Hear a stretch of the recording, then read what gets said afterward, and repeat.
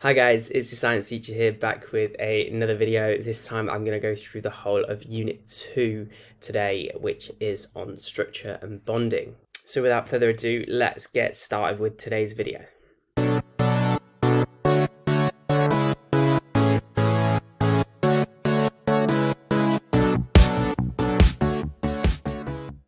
The topic of structure and bonding starts off by looking at the particle arrangements in the three states of matter. So let's just recap on what the three states of matter are and converting between the three states of matter. So the first one is, of course, a solid, and in a solid, all the particles are in rows and columns.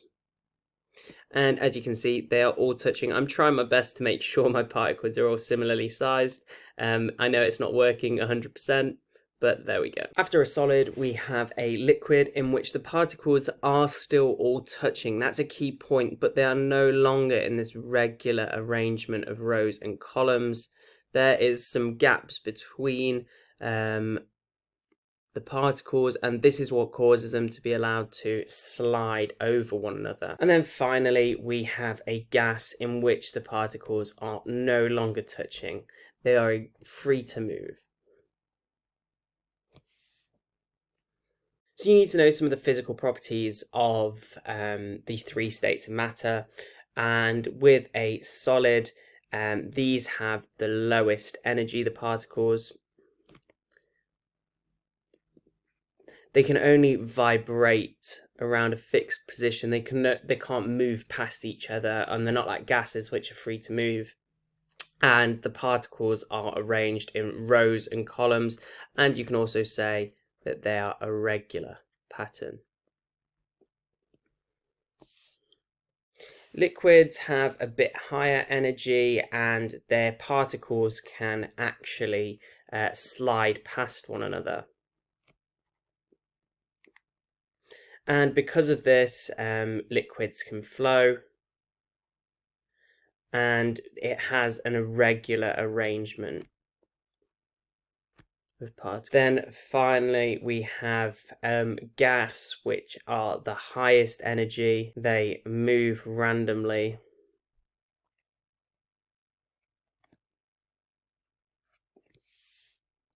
and the particles are far apart.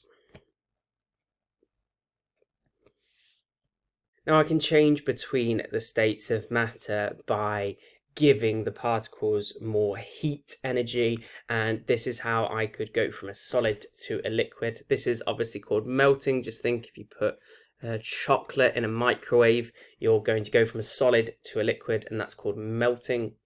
Going from a liquid back to a solid, this is called freezing. Going from a liquid to a gas, that's called evaporating. Don't be confused with boiling. Boiling is when the whole body of liquid is evaporating all at once. And then going from a gas back to a liquid, that's called condensing. Now, it is possible to go from a solid all the way to a gas, and this is called sublimation. Now, every substance has a specific melting point, and this will also be the same as the freezing point. And same with evaporating and condensing. They will be exactly the same for a substance. They will boil at a certain temperature and condense at the same temperature. We can use state symbols in chemical reactions to tell us the state of matter of different chemicals and substances. Now, I know on the last slide we said that there was three states of matter. There is in fact a fourth state of matter in chemistry. So we're going to just have a quick look at the different state symbols and what they actually mean. So the S represents a solid. L obviously represents liquid. And G represents gas. Now, there is one more state of matter that you need to know about, and that is AQ, which represents aqueous. And all aqueous means is dissolved in water. So here I've got the chemical equation for respiration. And here we've got glucose in its solid state, reacting with oxygen in gaseous state, and that makes water in its liquid state and carbon dioxide in a gaseous state. We're now going to focus on a specific type of bonding called ionic bonding. And ionic bonding is what happens between a metal and a non-metal. So let's have a look at an example. If I just take a random metal, for example, sodium, and sodium bonds with oxygen. Now, if I look at the numbers on sodium, sodium has the numbers 11 and 23, and oxygen has the numbers 8 and 16. From the last video, you'll know how to draw electron configurations, and if you draw out the 11 electrons on sodium, you'll realize that it will have 1 in its outer shell. Now, for our ionic bonding electron configurations, we don't need to draw all of our shells. All we need to do is draw the outer shell, and because sodium is in group 1, it will have 1 electron in its outer shell.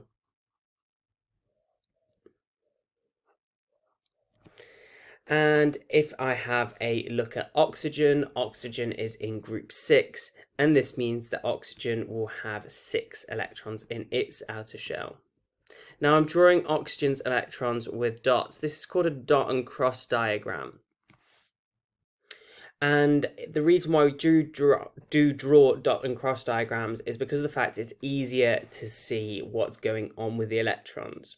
So if I have a look, sodium to become an ion is going to want to lose its 1 electron in its outer shell, and oxygen is going to want to gain 2 electrons. So if I take this electron from sodium and I add it down here, it's now lost its full outer shell and sodium is happy. However, oxygen still needs another electron. So the way we remedy that is by having another sodium. And this is also going to donate its electron. And now I have 2 electrons donated. So to draw my final electron configurations, all I need to do now is put my sodium here, and it no longer has any electrons from the outer shell that it once had, so I just need to draw this and put a +1 charge. And oxygen, now it's gained 2 electrons, so I just draw out the dots that it had before. And now it's also got 2 crosses to show the electrons it's gained from sodium. And then finally, all I do is draw my bracket around my oxygen and put a 2-. Now there's one thing that this is missing as well. All it needs to finish it off is, because I had 2 sodiums, I just put a little 2 down here in the corner by sodium. I can also draw the molecular formula for this compound, which would be Na2O. And how to name a compound like this? Well, you take the metal sodium and the non-metal oxygen, and you add an "ide" onto the end. Now, deciding on whether something is going to be ionically bonded is quite easy. All you need to do is recognize you have a metal bonded to a non-metal. So remember to make use of your periodic table. How things are bonded affects the properties. So let's focus on the ionic compounds we've already looked at, and let's see how ionic compounds may be different in properties to other compounds. So ionic compounds make up giant lattices. Now, what a giant lattice is, it just basically means that it's a large repeating unit. So although we looked on the last slide at how it's bonded, and that just tells you the ratio of ions in that compound. So here you can see that the green and the purple ions are in a ratio of 1:1. So what this could be is just simply sodium chloride. And that means that it contains Na+ ions and Cl- ions in a 1:1 ratio. These lattices are held together by what we call electrostatic forces. What an electrostatic force is it's just an attraction between positive and negative. Because it's a large repeating unit and they can be incredibly large, these lattices, we usually assume that they're incredibly strong. And this is what brings us to the first property of ionic compounds, which is high melting and boiling points. And that's due to the fact of these giant lattices and the strong electrostatic forces. As well as this, if the ions are free to move, for example, they're dissolved in water or they are molten, ionic compounds will conduct electricity.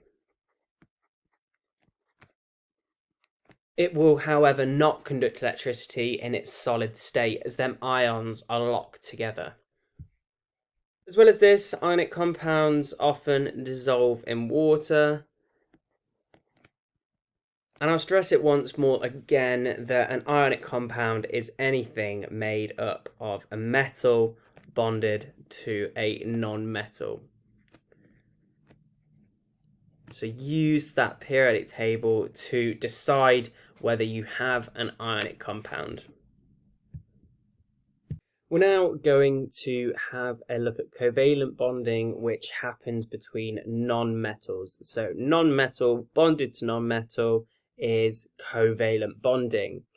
Now, it doesn't always necessarily have to be two different non-metals. For example, in the case of fluorine, fluorine will bond to itself covalently. And if I have a look at fluorine, fluorine's in group 7, meaning that it has 7 electrons in its outer shell. And just like last time, we're going to draw dot and cross diagrams.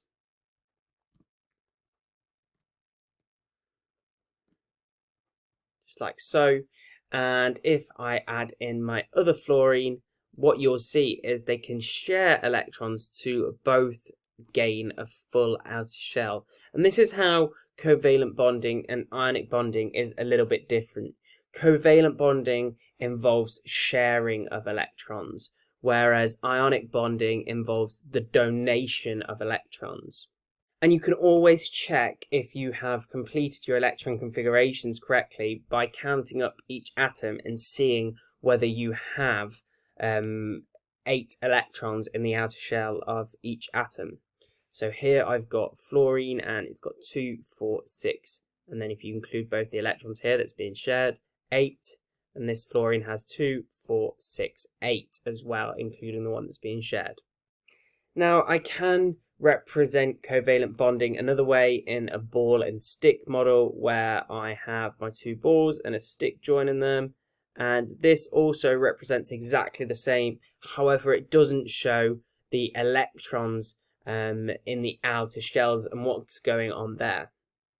So in a single covalent bond like I have above, there is 1 electron being shared by each atom in the bond. Whereas this is not the case in a double bond. Double bonds can be represented by 2 single lines. So here I've got oxygen, which is O double bond O, and if I put my 2 oxygens in, you might know that oxygen is in group 6 of the periodic table, so we'll have 6 electrons in its outer shell. Well, if I just put 1 electron from each into the bond to 4, you'll notice that I don't have I don't have enough electrons in the outer shell of each of them in order for this to work. So that would be what it would look like if it didn't have a covalent bond. You can see that both only have 2, 4, 5, 6, 7. So what we have to do is we need to put the 2 spare electrons down here into our bond. So let's do that and then let's see what that looks like. There we've got a double bond where I've got 2 electrons from each of them going into the bond. Over here I'm going to draw the electron configuration for a larger covalent bonded species, which is methane. Methane has 4 hydrogens and 1 carbon. And if I draw my bonds first, it's probably easier to see. I've drawn my ball and stick model down here, so you can see that carbon is in the center, and carbon is in group 4, meaning it has 4 electrons. 1, 2, 3, 4. And hydrogen only has 1 electron in its entire shell. So let's put the electrons from the hydrogens in, and there you can see the covalent species of methane, and you can see that the hydrogen has a full outer shell because it is in period 1, so it can only have 2 electrons in its outer shell, and carbon now has 8 electrons in its outer shell, so it is happy as well. Some important things to remember from this is if you know that it's single bonded, then you know that each of them are just putting 1 electron in, and if you know it's double bonded, both of them are putting 2 electrons in. And you can in fact have a triple bond, such as nitrogen bonded to itself, and therefore both of them put 3 electrons into the bond. Now, with covalent compounds, what we have is we have different properties from ionic compounds. If I just have a look at some simple covalent compounds, for example, water. This is my ball and stick model for water, and water is not a giant lattice. This means that this water molecule is separate from this next water molecule. And because they are separate and they have barely any intermolecular forces between them, they have lower melting points and boiling points. In addition to this, because there's no charged particles moving around, this means that they do not conduct electricity. I've often had a lot of students say, but sir, water does conduct electricity. In fact, in its pure state, water will not conduct electricity. It's only because it has dissolved salts inside the water that comes out your tap that will conduct electricity. And I'm going to emphasize again that covalent compounds are made up of non-metals bonded to non-metals.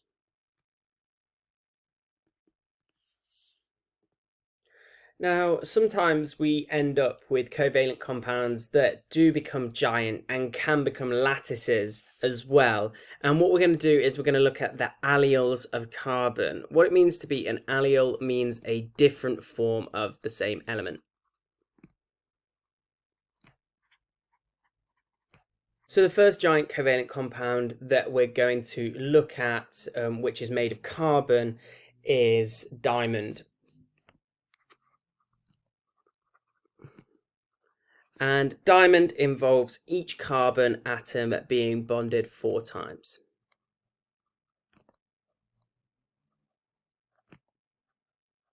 Now, if you look at carbon in the periodic table, carbon is in group 4.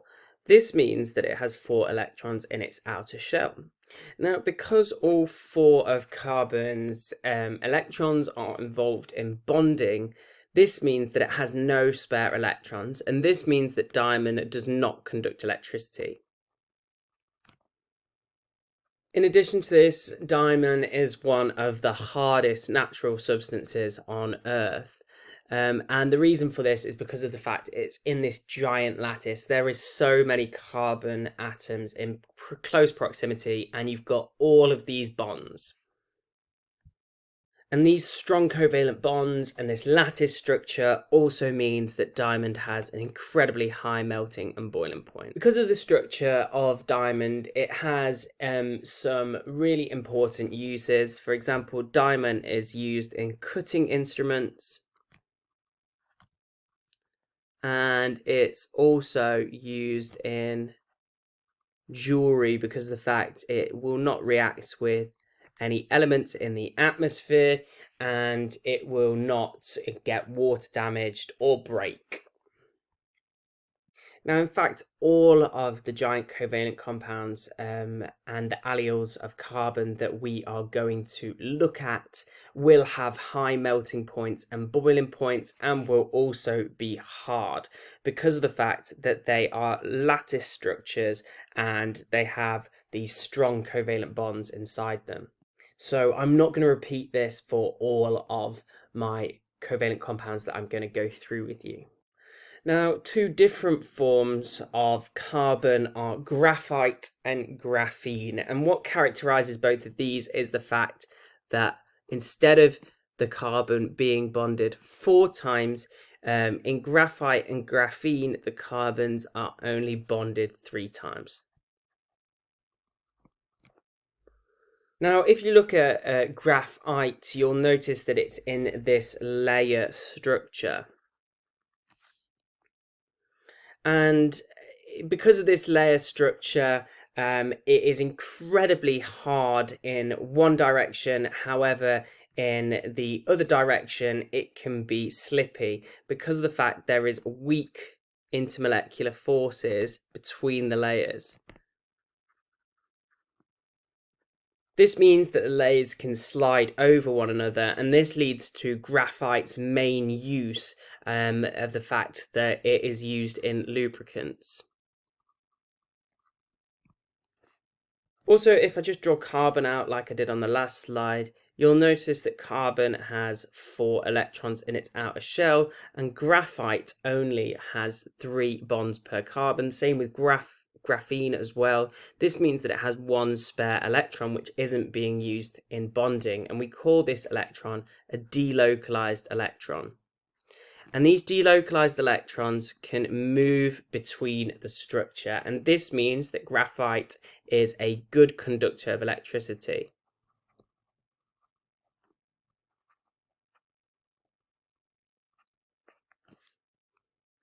And all we mean by conduct electricity is that the delocalized electrons can carry a flow of charge. And like I said on the last slide, graphite and graphene will both be incredibly hard substances due to the lattice structures and the fact that there's lots and lots of strong covalent bonds there. Now, graphene, you might see from graphite, is just one sheet of graphite. This makes it incredibly thin. It's only 1 atom thick. And because of this and the fact that it still has these delocalized electrons, graphene is classed as a superconductor. And graphite is often used in electronics in order to carry electricity with very little resistance. The last 2 alleles of carbon that we're going to go through are nanotubes and fullerenes. And if you look at the structure of both of these, you'll notice that a nanotube is a cylinder shape, and it's basically graphene rolled up into a cylinder.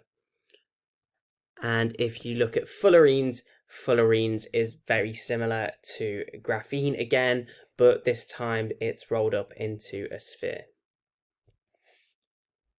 And there's in fact a very specific fullerene that you need to know and remember for your exam, which is C60, which is known as Buckminster fullerene, or sometimes called a buckyball. Now, because nanotubes are incredibly small, they are very useful in order to make things stronger. You've got so many atoms packed into such a small space that they're used to strengthen things like sports equipment. Nanotubes are used in, and they're also used in electronics. Just like with graphene, they are superconductors because of the fact they have the 3 bonds per carbon, just like with graphene and graphite. Fullerenes are used a bit differently. They are often used in drug delivery due to their shape. You can place drugs in the center of fullerene, and they can travel to the specific part of the body where they want to go. Now, nanoparticles already have a wide variety of uses as we looked at with nanotubes and with fullerenes, they're incredibly small. We say anything that is a nanoparticle is between 1 nanometers and 100 nanometers. And although they have widespread uses already, they do maybe have some potential disadvantages. We don't know about their toxicity yet, and we don't know whether they're going to have long-term medical issues. And the reason why that could potentially be an issue is because that nanoparticles have an incredibly large surface area to volume ratio. So even just a slight toxicity would be multiplied by many factors. So there is a lot of research going on to looking whether there are long-term effects of using nanoparticles, and there's lots of research going on currently. The last type of bonding we are going to look at is called metallic bonding, which of course happens between metals.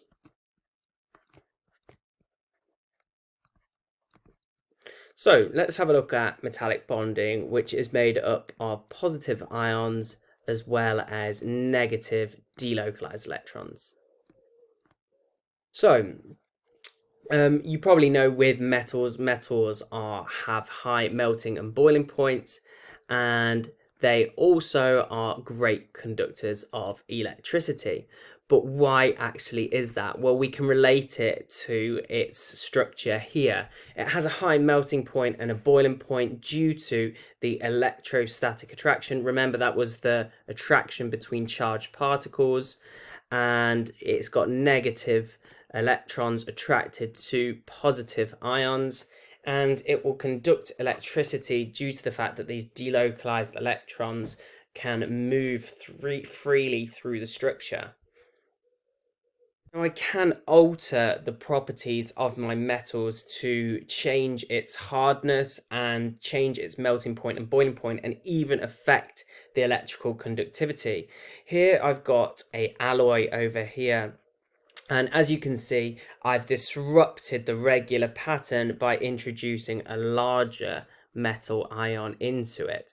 And the way you can do this is by combining your metal either with a substance like carbon you can throw in as with steel, or you can introduce another metal. For example, what they do to make brass,